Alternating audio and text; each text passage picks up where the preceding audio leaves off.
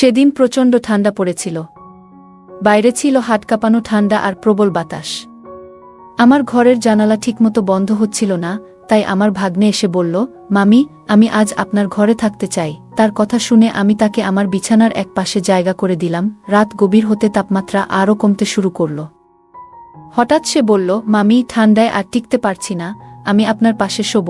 আমি কিছু না ভেবে তাকে পাশে জায়গা দিলাম। তারপর মাঝরাতে হঠাৎ সে আমাকে, আমি অর্পিতা। আমি দেখতে অনেক সুন্দর ছিলাম। গায়ের রং ছিল একদমই ফর্সা। নিজের শরীরের অনেক যত্ন নিতাম, তাই আমার তেমন বয়স বোঝা যায় না। আমি সব সময় হালকা পোশাক বা ছোট আকারের পোশাক পরতে অনেক ভালোবাসতাম, যা আমাকে আরও অনেক আকর্ষণীয় করে তুলত। সেদিন আমি শহরের একটি পার্কের পাশে গিয়েছিলাম। পার্কের পার্কিং এলাকায় অনেক ভিড় ছিল। আমি একটু এগিয়ে দেখি আমার পুরনো বান্ধবী সেখানে দাঁড়িয়ে আছে, আর তার ছেলে পাশে বসে রয়েছে। তার চেহারা দেখে মনে হলো হয়তো সে কোনো দুর্ঘটনার শিকার হয়েছে। আমি তৎক্ষণাৎ তাকে গাড়িতে তুললাম এবং হাসপাতালে নিয়ে গেলাম। তার অবস্থা খুব গুরুতর ছিল।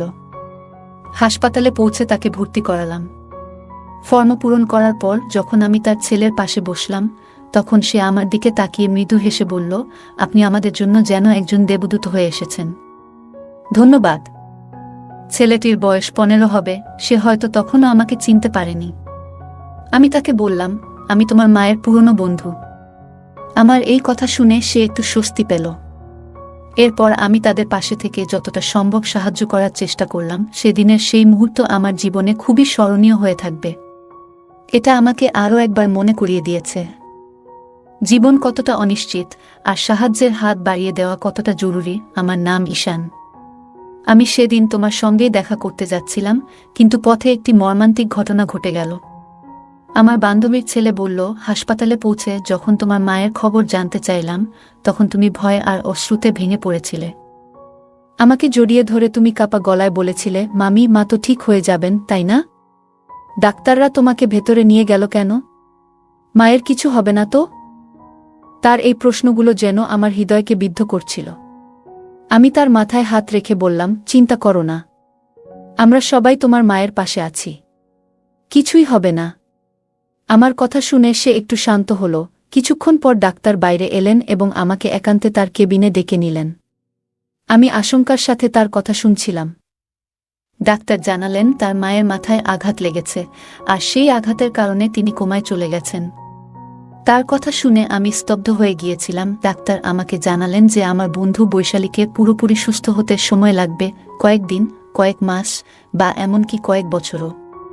তার অবস্থার গুরুত্ব বিবেচনা করে তাকে আইসিইউতে রাখা হয়েছে। ডাক্তারদের কথা শোনার পর আমি বাইরে এসে বৈশালীর ছেলের সঙ্গে কথা বললাম। তাকে বললাম, ডাক্তার বলেছেন তোমার মায়ের চিকিৎসা চলবে, আর তাকে কিছুদিন হাসপাতালে থাকতে হবে। আমার কথা শুনে সে উদ্বিগ্ন হয়ে বলল, তাহলে আমি কোথায় থাকব? মা যদি এখানে থাকেন, আমি একা কিভাবে থাকব? আমি তাকে আশ্বস্ত করে বললাম, তুমি চিন্তা করো না, যতদিন তোমার মা সুস্থ না হন তুমি আমার সঙ্গেই থাকবে। তোমার মায়ের জন্য হাসপাতালের সমস্ত দায়িত্ব আমি নেব, কারণ সে আমার খুব কাছের একজন বন্ধু। এরপর আমি জানতে চাইলাম, তোমার বাবার কথা কি ভাবছ?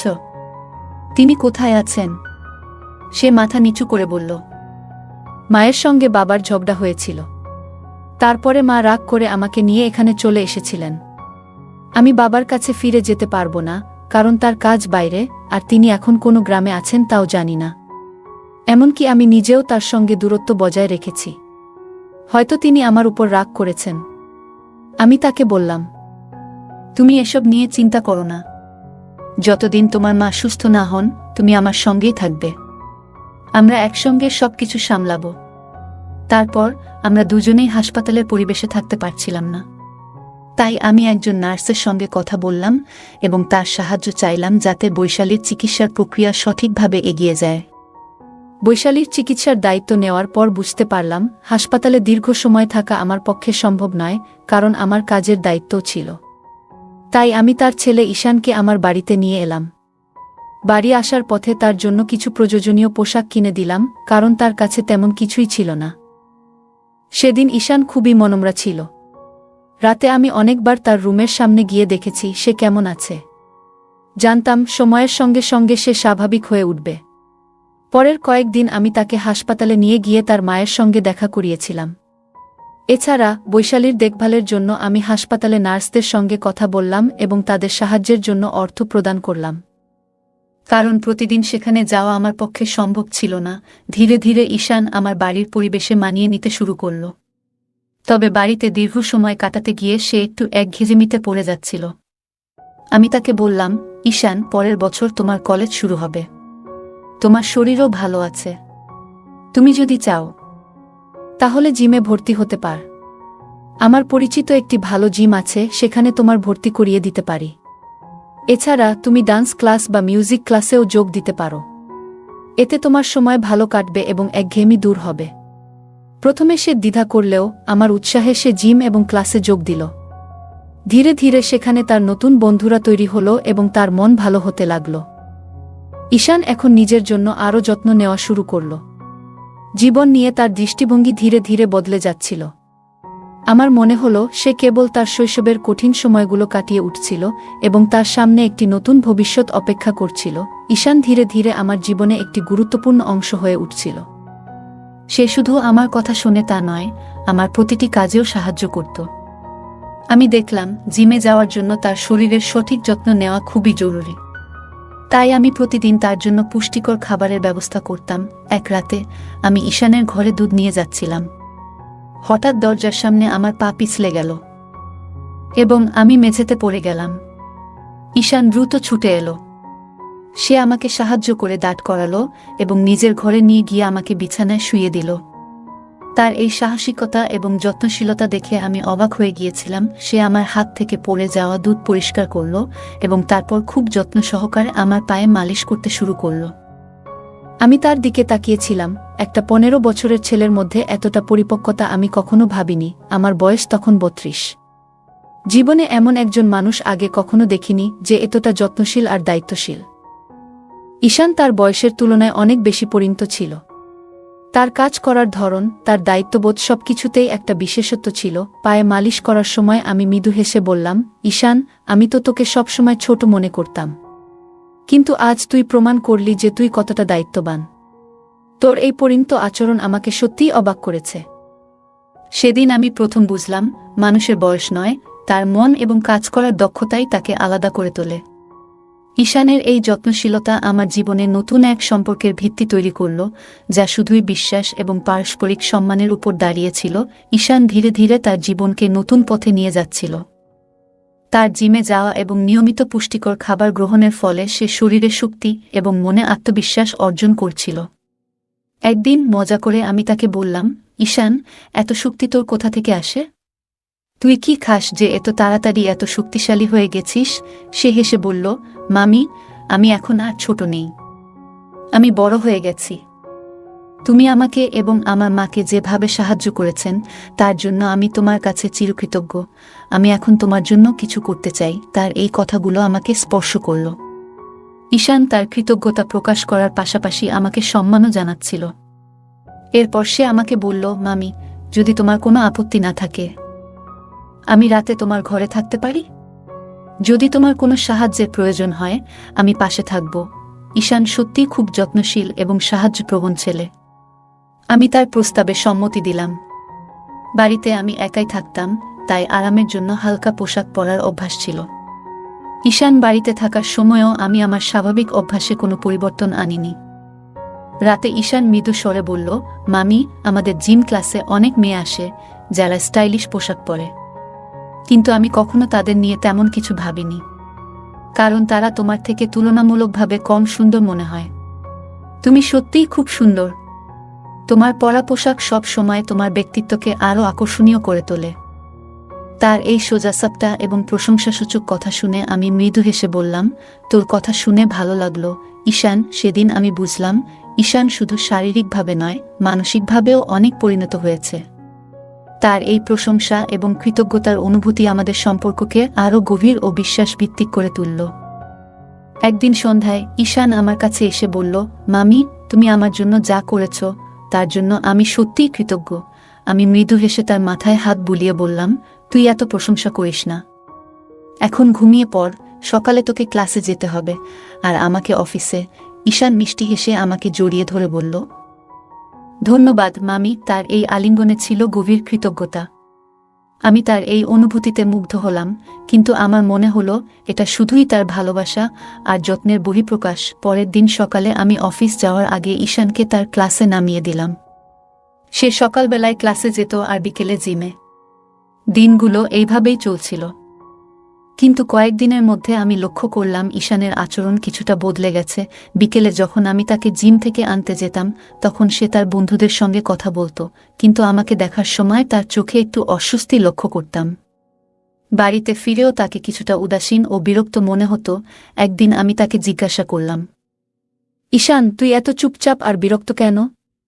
কিছু হয়েছে? ঈশান একটু দ্বিধা করে বলল, মামি, সত্যি বলতে তুমি আমার এই চুপ থাকার কারণ। যখন তুমি আমাকে জিম থেকে নিতে আসো, আমার বন্ধুরা তোমাকে নিয়ে কথা বলে। তাদের কথা শুনে আমার খারাপ লাগে। আমি অবাক হয়ে বললাম, কেন খারাপ লাগে? ওরা কি বলে? ঈশান বলল, তারা তোমাকে নিয়ে মজা করে। শুধু আমার বন্ধুরা নয়, বড় ছেলেরাও তোমাকে দেখে। তুমি যেমন আসেন তেমনই থাকো। কিন্তু আমি চাই না তোমার দিকে কেউ তির্যক দৃষ্টিতে তাকাক, কারণ তুমি আমার জীবনের এক বিশেষ মানুষ, আর তোমাকে আমি সেভাবেই দেখি। তার এই কথা শুনে আমি বিস্মিত হলাম। ঈশানের মধ্যে যে একটা দায়িত্ববোধ আর সুরক্ষার অনুভূতি কাজ করছে, তা আমাকে স্পর্শ করল। আমি তার কাঁধে হাত রেখে বললাম, তুই চিন্তা করিস না, আমি যেমন আছি তেমনই থাকব। তবে তুই এমন কোনো কিছুতে বেশি মন দিস না যা তোকে অস্বস্তি দেয়া। সেদিন বুঝলাম, ঈশান শুধু বড় হওয়া নয়, মানসিকভাবে অনেক পরিণত হচ্ছে।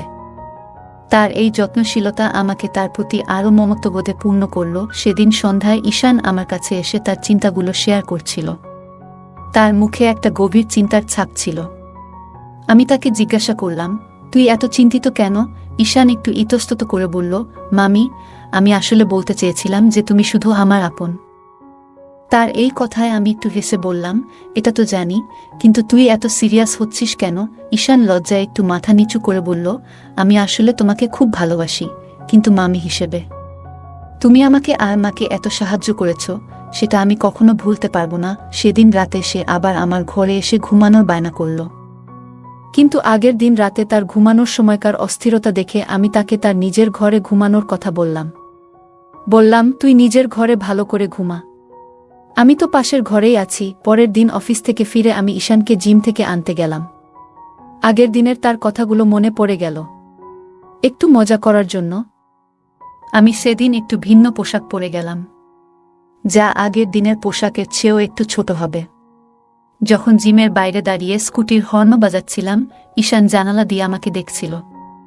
তার কয়েকজন বন্ধু তখন তার সঙ্গে ছিল। আমি তাকে একটু মজা করার জন্য চমকে দিতে চেয়েছিলাম। কিছুক্ষণ পর ঈশান দৌড়ে এসে আমার পেছনে বসে বলল, মামি, তুমি যা করছো সবই আমার জন্য স্পেশাল, কিন্তু তুমি এমন করে আমাকে আর চমক দিও না। তার এই সরল কথায় আমার মন ভরে গেল। ঈশান ধীরে ধীরে পরিণত হচ্ছিল। তার যত্নশীলতায় আমি প্রতিনিয়ত মুগ্ধ হচ্ছিলাম। এটাই ছিল আমাদের সম্পর্কের গভীর বন্ধন, যেখানে আমরা একে অপরের প্রতি মমতা ও ভালোবাসা দেখাতাম। আমরা তখন বাইকে ছিলাম। আমার মনে হচ্ছিল কিছু একটা অস্বাভাবিক ঘটছে, কিন্তু তেমন গুরুত্ব দেইনি। হঠাৎ সে আরও কাছে এসে আমাকে ধরে বসল। এক হাত রাখল আমার হাঁটুতে আর অন্য হাত কোমরে। আমাদের মধ্যে কোনো দূরত্বই যেন ছিল না, এতটাই ঘনিষ্ঠ হয়ে বসেছিল। সময় গড়িয়ে সন্ধ্যা নামতে শুরু করেছিল। তার এমন আচরণে আমি ভীষণ অস্বস্তি অনুভব করছিলাম। আমি গাড়ি রাস্তার পাশে থামিয়ে তাকে নামতে বললাম। সে নামার পর আমি রাগী গলায় বললাম, তুমি এটা কি করছো? তুমি কি জানো তুমি কিভাবে আমাকে স্পর্শ করছো? সে হেসে বলল, তুমি যদি আমাকে চমকে দিতে পারো, আমি কি একটু মজা করতে পারি না? আমি তো আগেই বলেছিলাম যে জিমে এমন ছোট পোশাক পরে আসো না, কিন্তু তুমি ইচ্ছে করেই আমার সামনে আরও ছোট পোশাক পরে এসেছিলে, তাই আমিও মজা করলাম। আমি হতবাক হয়ে গেলাম। ঈশান কেন এমন করল তা বুঝে উঠতে পারছিলাম না। হয়তো সে আমাকে নিয়ে উদ্বিগ্ন ছিল। জিমের অন্য ছেলেরা আমাকে দেখছে বলে তার এই আচরণ। আমি শান্তভাবে বললাম, ঠিক আছে, মাফ করে দিলাম। তবে এরপর যদি তুমি ভালোভাবে বসো, তাহলে আমি তোমাকে বাড়ি পৌঁছে দেব। ঈশান তখন ক্ষমা চেয়ে আমার সঙ্গে বাড়ি যাওয়ার জন্য রাজি হয়ে গেল। বাড়ি ফেরার পথে তার আচরণ স্বাভাবিক ছিল, ঈশানের আচরণ কিছুদিন ধরে একটু বদলে গিয়েছিল। সে আগে আমার প্রতি খুবই সম্মান দেখাতো, তবে হঠাৎ করেই তার চোখে একটা অদ্ভুত পরিবর্তন আমি টের পেয়েছিলাম।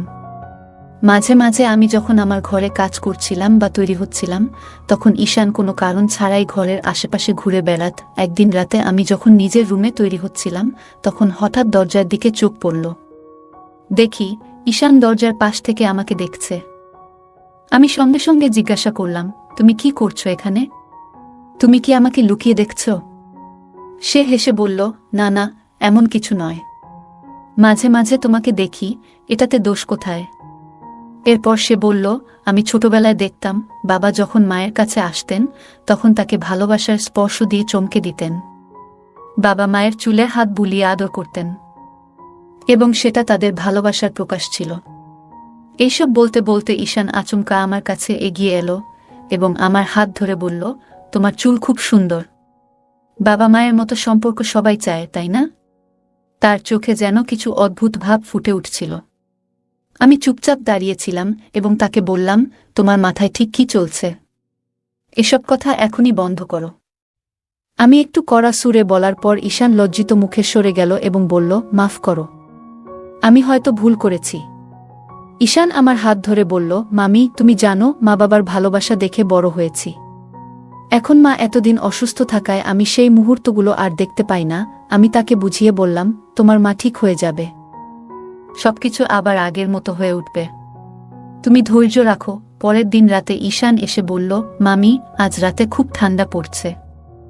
আমার ঘরের জানালা ঠিকমতো বন্ধ হচ্ছে না। এমন হলে আমি অসুস্থ হয়ে যাব।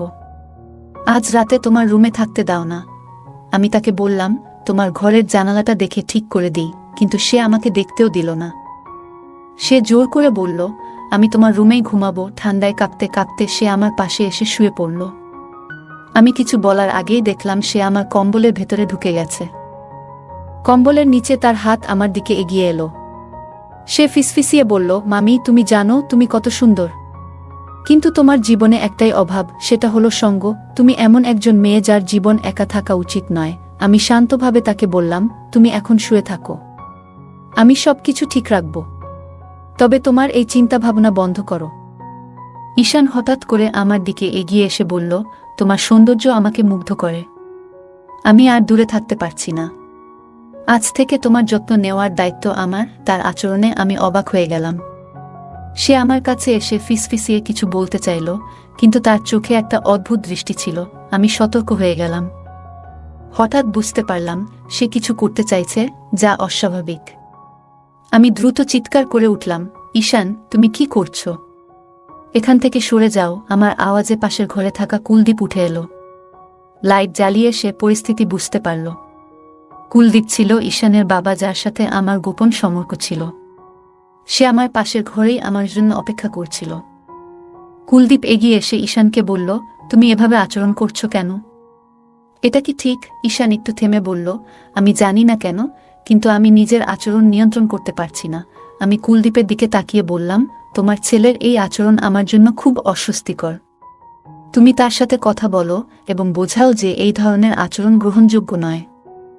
কুলদীপ ঈশানকে নিয়ে বাইরে চলে গেল, আর আমি মনে মনে ভাবলাম, এমন পরিস্থিতি যাতে আর না হয় তার জন্য সবাইকে সতর্ক হতে হবে। ঈশান আমার দিকে তেড়ে এলো, কিন্তু তখনই কুলদীপ তাকে ধরে থামিয়ে দিল। ঈশান রাগে বলল, তোমার কথাগুলো শুনে আমি আর চুপ থাকতে পারছি না। তুমি জানো, কিছুদিন আগে আমার হাতে একটা চিঠি এসেছে। সেটা আমার মায়ের লেখা। যখন আমি সেটা পড়লাম, তখন সবকিছু পরিষ্কার হলো। সে থেমে একটু গভীর নিঃশ্বাস নিয়ে বলল, গত কয়েক মাস ধরে মা বাবার মধ্যে অশান্তি চলছিল। শুরুতে আমি কিছুই বুঝতে পারছিলাম না, কিন্তু ধীরে ধীরে জানলাম বাবার জীবনে অন্য একজন নারী এসেছে। সেই কারণেই তাদের সম্পর্ক এতটা খারাপের দিকে গেছে। আমি স্তব্ধ হয়ে তার কথা শুনছিলাম। ঈশান বলল, মাকে জিজ্ঞেস করেছিলাম, কিন্তু মা কখনো বাবার সম্পর্কে খারাপ কিছু বলেনি। একদিন গার্ডেনে মা তোমার সঙ্গে কথা বলেছিল, সেটা আমি শুনেছিলাম। পরে যখন মায়ের অ্যাক্সিডেন্ট হলো, তখন হাসপাতালে থাকা অবস্থায় সেই চিঠিটার কথা জানলাম। আমি জানি তুমি সেই চিঠিটা লুকিয়ে রেখেছিলে। তার চোখে রাগ আর কষ্ট মিশেছিল। সে বলল, তোমার মতো মানুষদের কারণে মানুষ বিশ্বাস হারায়। তুমি কিভাবে অন্যের জীবনে এতটা নষ্টামি করতে পারো? তোমার মতো মানুষ কখনো কারো সত্যিকারের ভালোবাসা পেতে পারে না। আমার মা শেষ পর্যন্ত তোমার মতো একজনের কারণে এই অবস্থায় পড়েছে। আমি হতবাক হয়ে গেলাম, কিছু বলার ভাষা হারিয়ে ফেলেছিলাম। কুলদীপ তাকে শান্ত করার চেষ্টা করছিল। পুরো পরিস্থিতি এতটাই জটিল হয়ে উঠেছিল যে মনে হলো কিছু সম্পর্ক কখনো সহজে মিটমাট করা যায় না। সাম্প্রতিক সময়ে আমার মা এক ধরনের মানসিক অশান্তিতে ভুগছিল। তাকে প্রায়ই একটি ইনজেকশন নিতে দেখা যেত। আমি যখন কারণ জানতে চাইতাম, সে বলতো এটা একটা সাধারণ ক্যালসিয়াম ইনজেকশন। কিন্তু একদিন আমি ডাক্তারকে কথা বলতে শুনে বুঝতে পারি যে বিষয়টা মোটেই সাধারণ নয়। ডাক্তার জানিয়েছিলেন ইনজেকশনের কারণে তার শরীরে একাধিক সমস্যা তৈরি হয়েছে এবং এর ফলেই সে একদিন হঠাৎ করে অচেতন হয়ে পড়ে। সেখান থেকেই শুরু হয় তার আরও বড় সমস্যার পথচলা। এই ঘটনাগুলো আমাকে ভীষণ অবাক করে দেয়। তখন ঈশান বলে উঠল, আমার মা এতদিন ধরে যে সমস্যার মধ্যে দিয়ে যাচ্ছিলেন তার মূল কারণ তুমি তাকে এমন এক ভুল পথে নিয়ে গেছো যেখান থেকে সে আর ফিরে আসতে পারেনি। এই হাই ডোজ ইনজেকশনই তাকে শেষ পর্যন্ত কোমায় পাঠিয়েছে। আমি চুপচাপ দাঁড়িয়েছিলাম। সত্যি বলতে আমার ভিতর এক ধরনের অপরাধবোধ ছিল। ঈশান আরও বলল, আমি মায়ের ব্যাগ থেকে সেই ইনজেকশন পেয়েছি। মা শুধু ভুক্তভোগী, তার নিজের কোনো দোষ ছিল না। কিন্তু তোমার ভুলের শাস্তি আজ সে পেয়েছে। এখন সময় এসেছে তুমি নিজেও সেই শাস্তি পাও। তার এই কথাগুলো আমাকে স্তব্ধ করে দিল। আমি বুঝতে পারছিলাম না কি বলবো। আমার মুখ থেকে শব্দ বের হচ্ছিল না। সত্যি বলতে আমিও অনেক বড় ভুল করেছি। তবে এই ভুলের জন্য আমি একা দায়ী নই। কুলদীপও সমানভাবে জড়িত। আমি কুলদীপের প্রতি পাগলের মতো আসক্ত ছিলাম। যদিও জানতাম সে বিবাহিত, তবুও তাকে ছেড়ে যেতে পারিনি। আমাদের সম্পর্কের জটিলতা বাড়তেই থাকে। একসময় আমি ঈশানকে তার মায়ের অভাব পূরণের প্রতিশ্রুতি দিয়েছিলাম এবং কুলদীপও তার স্ত্রী থেকে দূরে থাকার সিদ্ধান্ত নিয়েছিল। কিন্তু বিধাতা যেন আমাদের জীবনে অন্য কিছু লিখেছিলেন।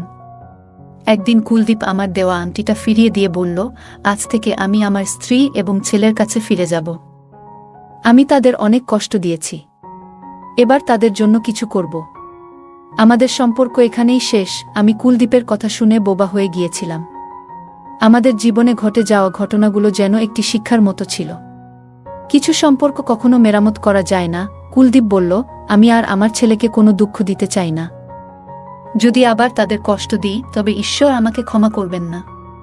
আমার স্ত্রী আমাকে এমন এক অপরাধী বানিয়েছে যার বোঝা আর আমি বহন করতে পারছি না। তুমি দয়া করে আমার জীবন থেকে সরে যাও। আর কখনো কোনো বিবাহিত মানুষের সঙ্গে সম্পর্ক গড়ে তুলো না। সেদিন কুলদীপ আমাকে ছেড়ে চলে গেল। আমি আবার একা হয়ে পড়লাম। আমার এই একাকিত্বের পেছনে ছিল আমার নিজের স্বার্থপরতা আর মিথ্যা অহংকার।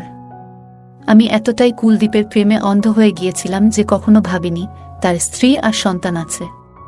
আমি যদি কুলদীপের জীবনে প্রবেশ করি তবে তার পরিবারের কি হবে, এই কথাগুলো আগে ভাবলে হয়তো আজ আমাকে এই অনুশোচনার ভার বইতে হতো না। কুলদীপ তার পরিবারের কাছে ফিরে গেল, কিন্তু আমার হৃদয় থেকে তাকে সরানো সম্ভব হলো না।